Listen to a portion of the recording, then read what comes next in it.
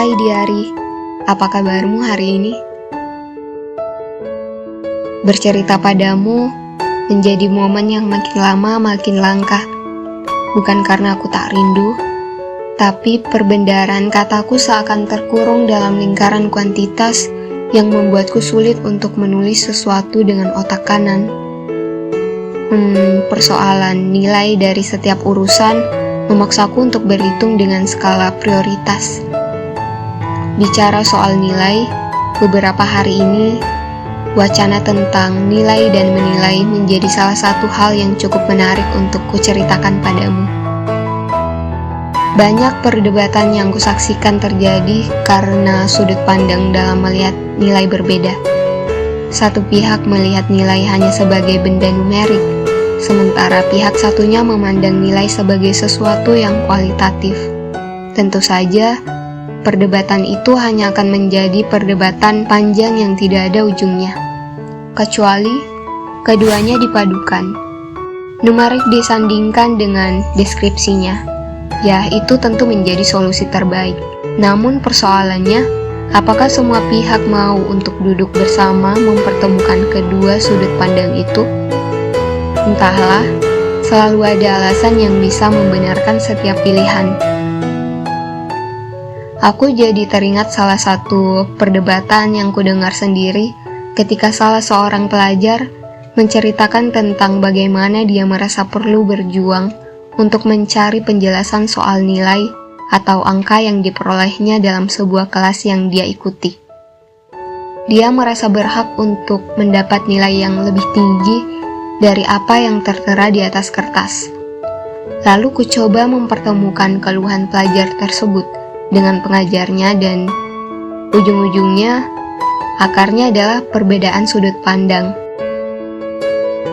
Sekarang pertanyaannya, apakah si pelajar ini mempertanyakan nilai atau angka? Dua hal yang sangat berbeda tentunya.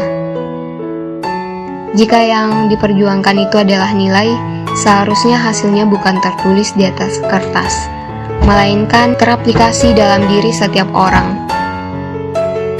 Namun jika yang dimaksud adalah angka, maka itulah yang tertulis di atas kertas dengan skala yang sudah ditetapkan antara 0 sampai 100 atau A sampai E atau sejenisnya.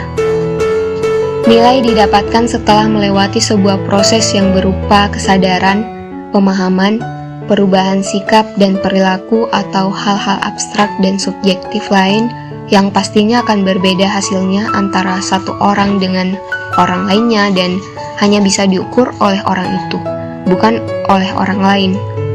Hasil dari setiap proses panjang yang dikerjakan dengan sungguh-sungguh tentu saja akan berbeda juga jika skala kesungguhannya lebih rendah.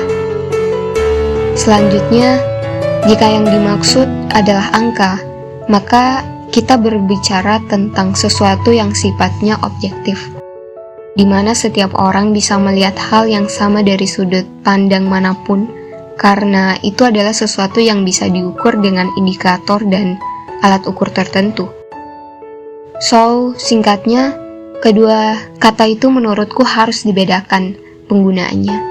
Dan menurutku yang dimaksud pelajar itu tadi sebenarnya bukan nilai kan, melainkan angka. Yang ingin dia perjuangkan adalah angka, bukan nilai. Yang ingin dia kejar adalah angka, bukan nilai.